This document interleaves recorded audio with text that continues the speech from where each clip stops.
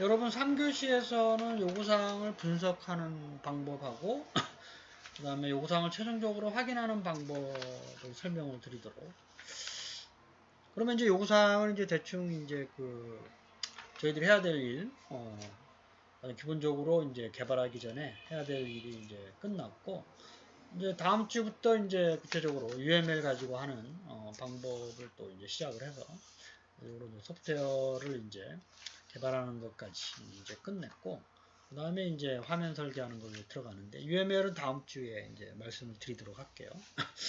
그래서 이번 이제 3차 시에서는 요구사항을 앞에서 정리한 걸 어떻게 분석하느냐, 그거를 좀 설명을 드리도록 그렇게 하겠습니다.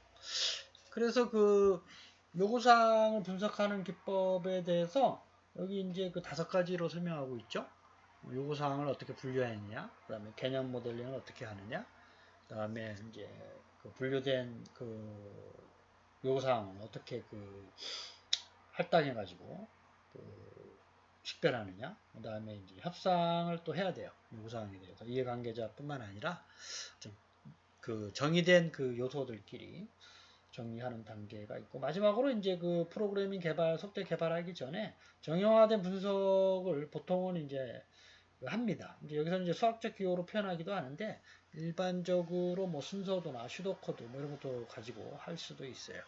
그래서 어쨌든 마지막으로 정형 분석, 요구사항을 분석하는 마지막 단계에서 수행하는 그런 것들을 여러분들이 이제 이해를 이제 하셔야 돼요. 그렇죠?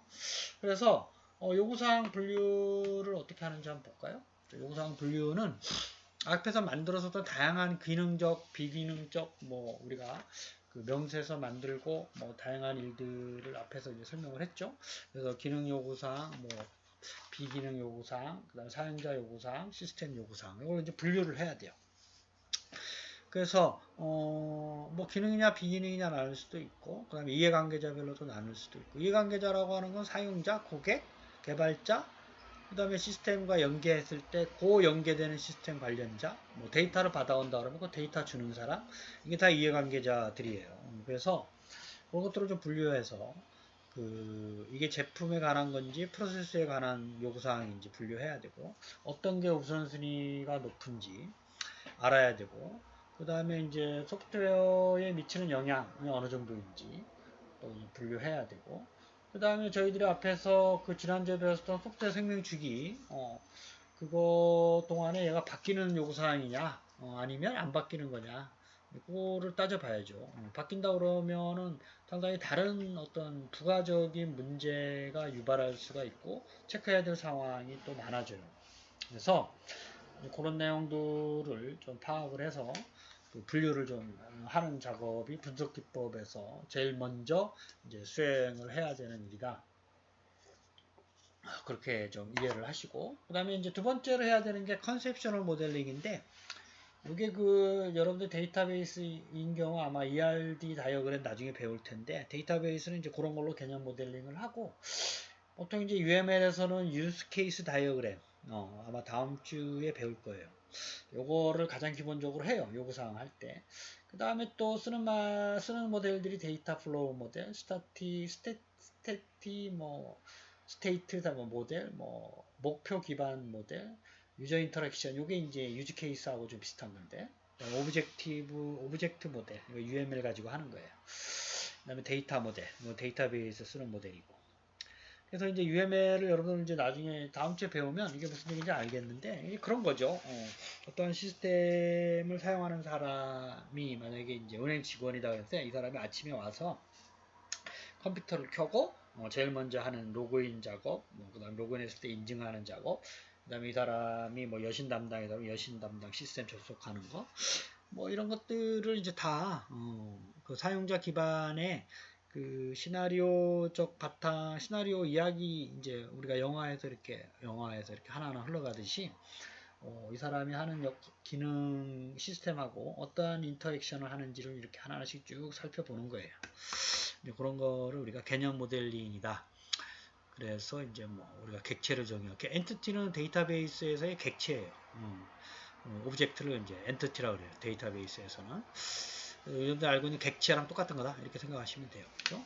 사람도 객체고 시스템도 객체고 시스템 안에 있는 각각의 요소들도 다 객체고 그렇죠? 그렇게 이제 객체적 모델로 만든 오브젝트들이 다 객체로 이제 얘기할 수가 있습니다. 그런 것들을 이제 이런 도구들을 사용해서 모델링을 합니다. 구체적으로 어떻게 하는지는 다음 주에 아마 그 UML을 보시면 여러분 이해를 하실 수가 있을 거예요. 그다음에 그 세 번째로 해야 되는 게 요구사항 할당이에요.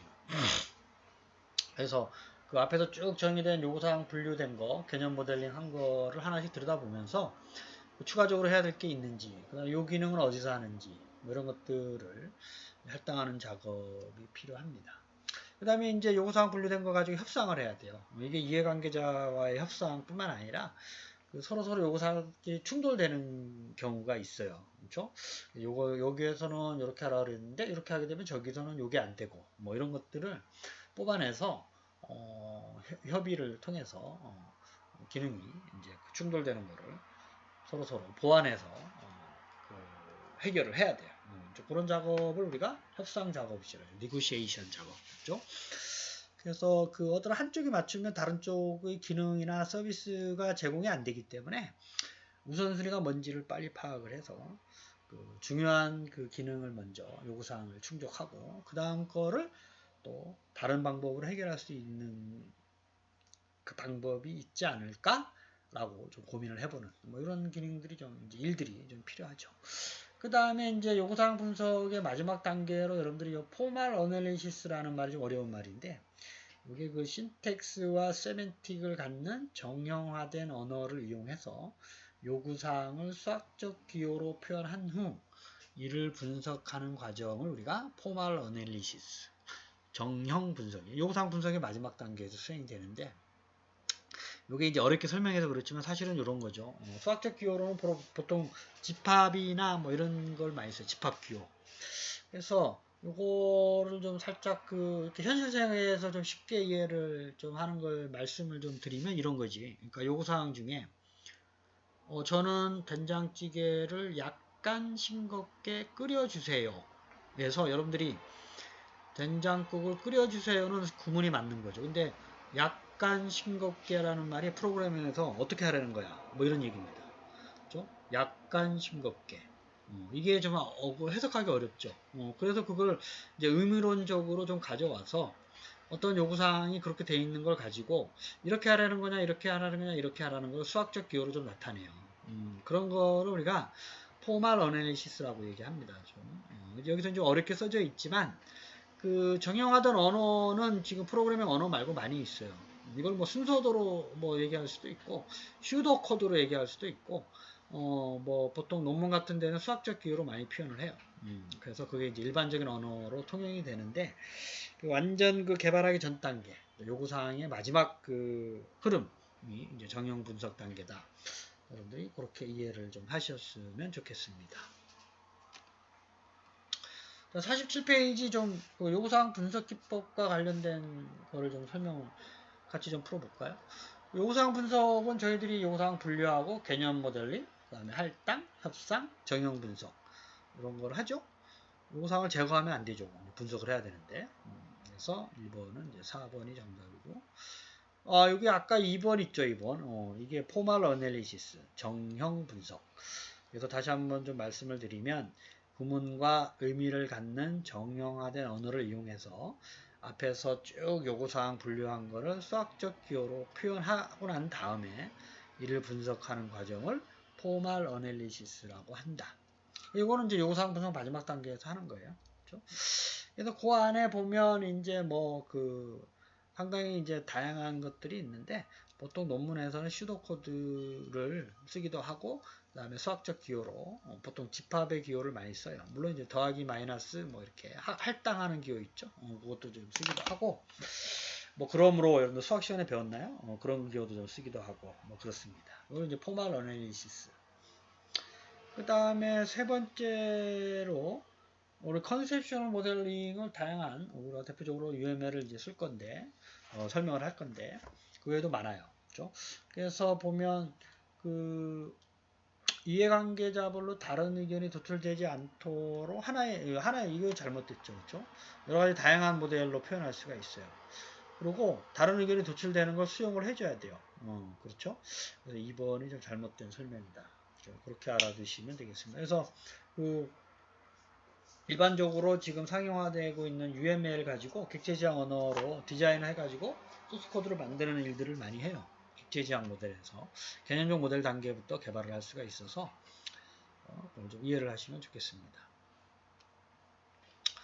그 다음에 우리 섹션 8에서는 요구사항 확인 기법으로 이제 그 요구사항 검토, 프로토타이핑, 그 다음에 검증, 모델 검증, 그 다음에 이제 인수 테스트까지 그 네 가지를 이제 설명을 이제 하고 있습니다. 그래서 그 요구사항을 확인하는 거, 아까 앞에서 분석한 거를 최종적으로 확인하는 단계라고 이해를 하시면 되고, 그 문서화가 핵심적인 거예요. 이제 확인했으면 문서화를 많이 해야 돼요. 그렇죠? 그래서 그 문제 파악을 위한 검증을 쭉 한번 보고, 그래서 그 관련된 요구사항 가지고 프로토타이핑을 만들어 보기도 하고, 그 다음에 최종적으로 프로토타입이 만든 모델을 검증을 좀 해보고, 그 다음에 인수를 하기 전에 인수 테스트를 좀 해보고, 그래서 이제 첫 단계로서 우리가 요구사항 검토의 단계에서는 그 앞에서 요구사항 분류부터 정형화된 그 정형 분석까지 만들어 놓은 걸 가지고 쭉 검토를 해야 되죠. 이게 이제 다양한 그 관련자들이 검토를 해야 돼요. 실무자들 뿐만 아니라. 그래서 검토자 그룹을 만들어 가지고 뭐 고객 중심의 프로젝트에 대한 그룹을 만들 수도 있고 소프트웨어 그룹을 만들 수도 있고 뭐 다양한 것들을 그때그때 맞는 시스템별로 만들어야 되고 만든 다음에 검토 의견서를 반드시 만들어야 돼요. 이게 이제 우리가 정의서, 사양서, 명세서 뭐 이런 얘기를 합니다. 그리고 그 외에도 이제 많이 있죠. 요구사항 검토와 관련돼서는 다양한 그 문서들이 만들 수 있기 때문에 이걸 반드시 검토 의견서를 가지고 시작을 해야 돼요. 개발을. 자, 그 다음에 이제 그 두 번째 얘기해야 될 건 프로토타이핑인데요. 요거는 이제 뭐 장단점도 있긴 하지만 보통 그 대형 프로젝트에서 주로 하는 거고 이제 그 뭐 주로 뭐 자그마한 프로젝트에서는 이제 요게 시간이 좀 많이 걸리고 비용이 또 추가적인 비용이 좀 들기 때문에 안 하는데 어쨌든 대형 프로젝트에서는 어떤 진짜로 상용화된 소프트웨어를 개발하기 전 단계에 그거랑 유사한 거를 한번 만들어 보는 거죠. 그게 이제 프로토타입이라는 게 사실은 이제 그 제품이나 서비스 개발에서 적용되는 용어입니다. 이게 이제 뭐 소프트웨어에서 소프트웨어 개발의 그에 전문화된 용어는 아니에요. 그 전에 어떠한 그 주로 경영이죠. 경영에서 제품이나 개발을 한번 만들어 보고 시장의 반응을 보기 위해서 프로토타입이라는 말을 이제 처음 썼어요. 그러면서 이제 이게 소프트웨어 개발에도 들어와 가지고 그 원래 완제품의 시제품, 뭐 시제품이라는 얘기를 여러분들 많이 들어봤죠. 뭐 그런 거다 이렇게 생각을 하시면 되는데 이게 그 시제품에만 집중하게 되면 여기 단점을 한번 볼까요? 시제품에만 너무 집중하면 완제품에 신경을 이제 못 써요. 그래서 그 얘가 이제 시제품이 완제품인가 잘못해가지고 과대 평가할 수도 있고 그 다음에 비용이 많이 발생해요.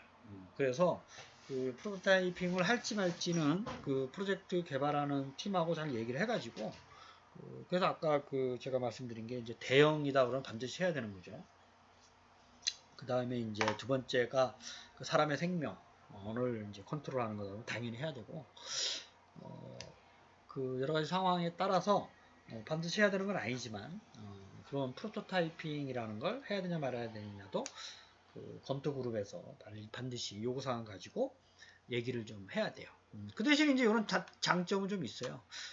반복되는 제작을 이제 빠르게 한번 테스트해 볼 수 있는 거고, 그 다음에 이제 시제품 가지고 이제 고객이나 사용자 이해관계자한테 가지고 추가 변경 요구사항을 반영할 수 있는 아이디어도 있고, 피드백 할 수가 있다 이런 거죠. 의사소통이 편해져요. 니들이 원하는 게 이거니? 라고 할 때, 그죠? 그 다음에 이제 식별할 수가 있는 시스템 전에, 그 다음에 그 얘를 이제 프로토타입을 개선해 나가면서 요구사항이 이제 점점 줄어드는 거죠. 프로토타입 안 하고 완제품 주게 되면 갑자기 요구사항이 많아져요. 그래서 그런 것들을 이제 좀 그 사전에 좀 그 걸러서 미리 좀 반영할 수 있는 뭐 그런 장점이 있다. 여러분들이 이제 그렇게 좀 생각을 하시면 되겠습니다. 그래서 요 말 자체는 프로토타입이라는 말이 있죠. PROTOT 프로토타입까지. 이거 이제 시제품을 만드는 거고, 이거를 만드는 작업을 우리가 ing를 붙여서 프로토타이핑이라는 말을 일반적으로 우리 소프트웨어 개발하는 데서만 쓰는 용어는 아니고, 어떤 제품이나 서비스 개발, 일반 다양한 분야에서도 많이 활용되고 있는 용어라서 여러분들이 요 용어의 의미를 좀 이해를 해주시고, 우리나라 말로 번역을 하면 이제 시제품 제작, 이렇게 여러분들이 이해를 하셔서 쓰시면 되겠습니다. 그 다음에 네 번째가 이제 모델 검증이죠. 우리가 요구사항 확인하기 위해서 요구사항 앞에서 분석 단계에서 개발된 개념적 모델을 가지고 충족시키는지 검증을 해야 돼요. 그 모델이.